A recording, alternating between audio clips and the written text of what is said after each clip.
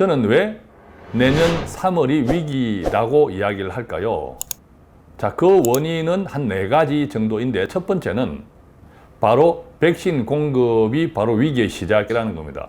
자, 백신으로 인한 것은 경제에 많은 경제 재개에 대한 기대감을 불러일으킵니다. 그런데 그것이 왜 위기의 시작이라고 저는 이야기할까요? 자, 지금까지의 엄청나게 쏟아 부어진 이 돈들은 바로 이 코로나 팬데믹으로 인한 기업들의 돈, 재정이 악화되었기 때문에 쏟아 부었죠. 그런데 경제가 나아지면, 즉 기업 경제가, 기업들의 실적이 나아지면 그만큼 돈을 쏟아 부을 필요가 일단 줄어들고, 또 반대로 회수해야 될 수도 있다라는 겁니다. 정부 입장에서의 재정의 건전한 재정을 위해서. 물론 시중금리, 기준금리를 올리는 것은 쉽지 않습니다. 내년에 한국도 그리고 미국도 지금보다 더 내리지는 않을지언정 기준금리를 높일 수는 없겠죠. 형편이 지금 그렇습니다. 그런데 우리가 알고 있는 것처럼 기준금리와 시장의 실세금리는 다릅니다. 자, 내년 경제가 좋아지고 그러면 기업들이 지금까지 받은 자금들은 일을 하지 않으면서도 월급을 줘야 되는 직원들이라든지, 또 가동하지 않으면서도 유지해야 되는 공장이라든지 이런 등등의 비용으로 지출되었다면, 또 앞으로 이 공장을 다시 돌리고 마케팅을 하기 위해서 기업들은 여전히 돈이 필요한데, 그렇다면 시중의 실세 금리는 오를 수 있다라는 거죠. 즉, 이 백신 공급은 경제가 다시 부활하는 신호탄이기도 하지만 이것은 출구 전략의 변동성을 확대하는 위기의 시작일 수도 있다라는 겁니다. 왜냐하면 우리가 지금까지 한국도 마찬가지고 전 세계, 미국 포함, 이 실업 보조, 기업들이 어쩔 수 없이 퇴직시켰던 그 직원들에 대한 실업 보조 프로그램 등등의 이런 많은 돈으로, 많은 지출로 이 정부의 재정 보조가 진행됐는데 그것들도 이제 종료가 되겠죠. 최소한 중단될 겁니다. 또 최소한 감소되겠죠. 자, 이것들이 우리가 코로나 이전과 이후를 동일하다라고 생각하는 사람은 아무도 없습니다. 백신이 나왔다 하더라도. 즉, 엄청난 한계 기업, 경제는 재개되지만 코로나 이전과 달라진 그 경제로 인해서 적응하지 못한 많은 한계 기업들이 속출할 것이다. 자, 그것들이 경제에 대한 위기감, 변동성을 크게 키울 수 있다라고 이제 생각을 합니다. 자, 내년 세계 경제 또는 투자 시장의 변동성이 크게 확대될 것이라고 하는 두 번째 이유는 바로 미국과 중국의 패권 전쟁의 새로운 국면입니다. 알고 있는 것처럼 미국의 대통령 선거가 굉장히 혼란했죠. 그 결과에 대한 승복 문제도 굉장히 혼란스럽습니다. 즉, 미국의 리더십의 변화가 이렇게 혼란스러운 와중에 중국은 바로 올해까지의 미국에서 당한, 중국 입장에서 당한 이것들을 내년도에는 더욱 탄탄하게 준비하고 있습니다. 바로 중국의 약진이 최근 두드러집니다. 자, 이것은 내년에 미국과 중국의 이 패권 전쟁이 새로운 국면으로 전개될 것이다. 자, 이런 전망이 가능하고 그 가운데 미국의 기술 기업 또 정보 유출 이런 문제들도 굉장히 심각하게 부각될 것인데, 자, 미국의 기술 기업이 누굽니까? 바로 지금 현재 경제를 주도하고 있고 지금 현재 투자 시장을 주도하고 있는 기업들이 바로 미국의 기술 기업들이라는 거죠.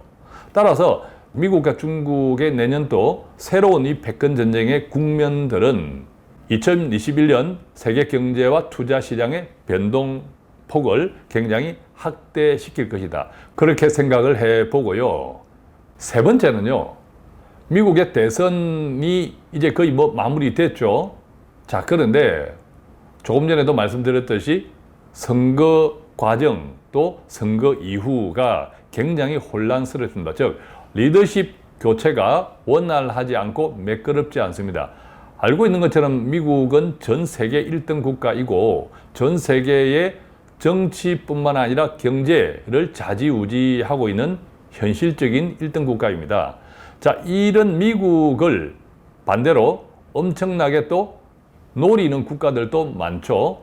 정치, 안보 측면에서 말입니다. 경제는 말할 것도 없고.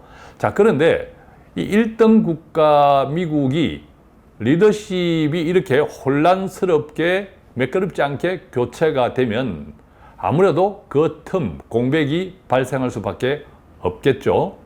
우리가 알고 있는 것처럼 바로 9.11 테러, 엄청 그 끔찍했던 상황을 다 기억하실 건데, 그건 역시도 그 이전에 공화당의 부시, 민주당의 그 사이의 2020년 12월 대통령 선거의 불확실성 국면이 오래 지속되면서 발생한 리더십에 매끄럽지 못한 공백.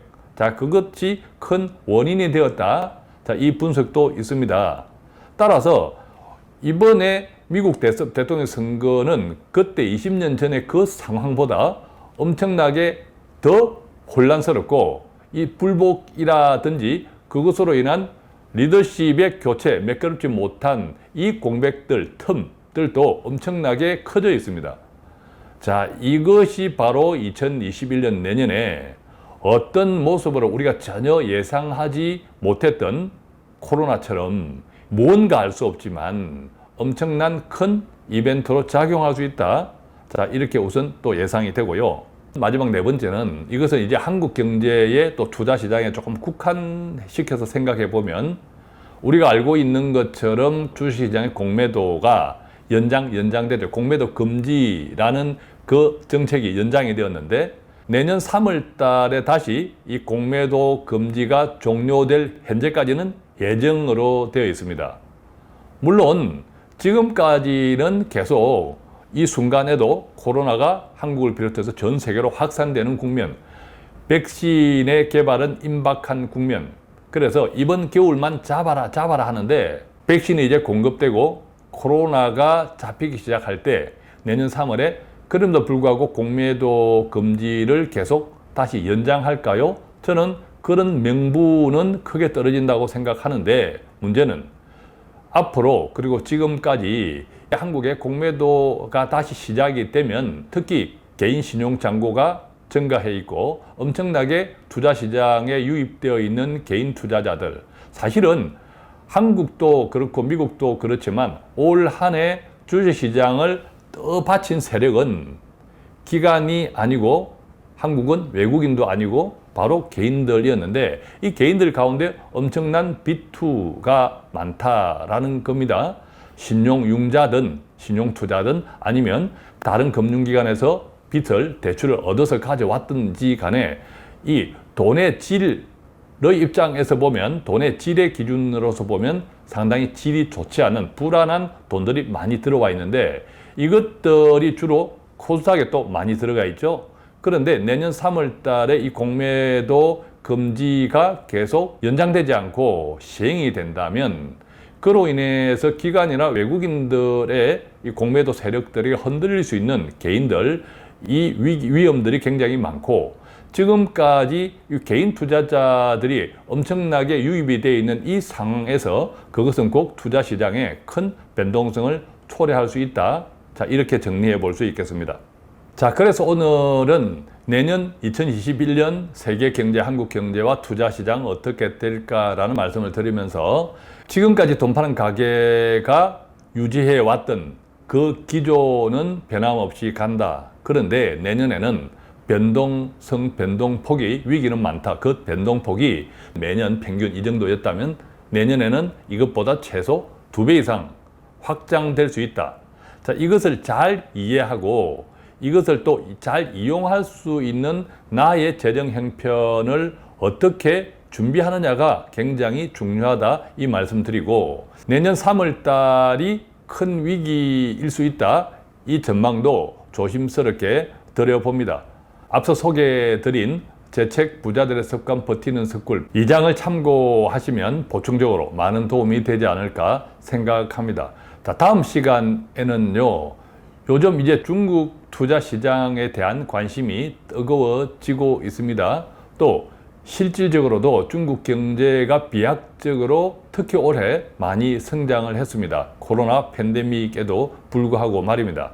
자, 그렇다면 내년 또 2021년 중국 경제는 또 중국 투자 시장은 어떻게 우리가 생각해 보아야 할까? 최근 중국의 공기업들, 지방자치단체가 만든 이 공기업들의 부도 아주 좋은 기업이라고 생각했는데, 예를 들면 신용 등급 트리플 A 이런 기업조차도 그냥 내일 당장 부도가 나는 이런 현상들이 중국에 많아지고 있습니다. 그것은 앞서 말씀드린 백신 공급 위기의 시작이다라는 측면과 좀 맞물려 있는데, 그렇다면 이 중국 경제 그리고 투자 시장은 어떻게 우리가 바라보아야 하고, 그것은 제가 몇 편에 걸쳐서 말씀드리고 있는 내년 2021년 세계 경제와 한국 경제 그리고 투자 시장의 변화와는 어떻게 연결될까, 이 이야기는 다음 시간에 함께 공부해 보도록 하겠습니다.